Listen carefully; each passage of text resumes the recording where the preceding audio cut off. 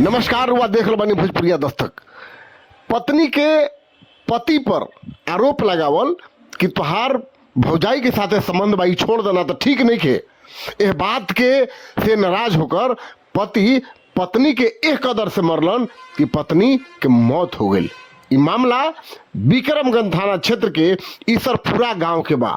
ईसरपुरा गांव में बुधवार के दिन शाम करीब 5 बजे पत्नी अस्मिता देवी खाना बनावे के तैयारी करते रही। वही बीच में पति लोहा के रड से उनकर सिर पर मार दिलन और जब वो बेहोश होकर गिर गई तो उनका सर पर चाकू से वार करके उनकर हत्या कर दिलन। दिखावा करे खातिर लोग अस्पताल में भी ले जने तेने, लेकिन मृत बॉडी में जान ना देख के उनका के वापस लोग ले गए।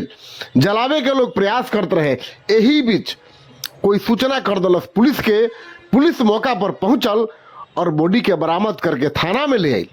थाना में ले ला के बाद पुलिस मृतका के भाई उज्जवल चौबे के साथ इनकरा के पोस्टमार्टम करावे खातिर सासाराम भेजलस और रोजा से अइला के बाद गुरुवार के दिन बक्सर में इनकर दाह संस्कार भइल ह। ये पूरा मामला ईसरपुरा से जुड़ल बा। थानाध्यक्ष ललन कुमार बतैनी है कि मृतका के भाई उज्जवल चौबे कोचा थाना क्षेत्र के हरिनाथपुर गांव निवासी उज्जवल चौबे के बयान पर प्राथमिकी दर्ज भइल ह, जौना में आरोप लगिल हन कि उनकर बहिन के जौन पति बड़न सामने देखा तनी श्रीकांत उपाध्याय इनकर अपन बहिन के साथे भौजाई के साथे नाजायज संबंध रहे और ये संबंध के लेकर हमारा बहिन हमेशा आपत्ति व्यक्त करत रही। उनका एतराज रहे। यह बात के लेकर दोनों लोग में कई बार झगड़ा भइल। पिछला 1 साल पहले भी दोनों लोग के बीच में जबरदस्त झगड़ा भई रहे। वह में भी हमारा बहिन के चाकू से मार दल रहन, लेकिन तब चोट ज़्यादा ना रहे, इलाज के भइल और ठीक ठाक हो गई। फिर ओकरा बाद लोग ठीक रहे, लेकिन बीच में आपन रवैया उनकर ना सुधरल। यह बात के विरोध हमार बहिन करते रह गई। अंत में भइल उहे जो होके के श्रीकांत उपाध्याय हत्या किला के बाद फरार बड़न। पुलिस उनकरा खोज में बिया।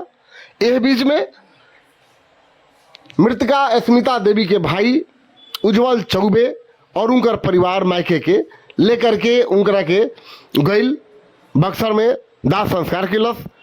उ लोग बतिलस ह कि अस्मिता के शादी विश्वनाथ उपाध्याय के पुत्र श्रीकांत उपाध्याय के साथ 2015 में भई रहे और यह बीच में 3 गो संतान भी बनन।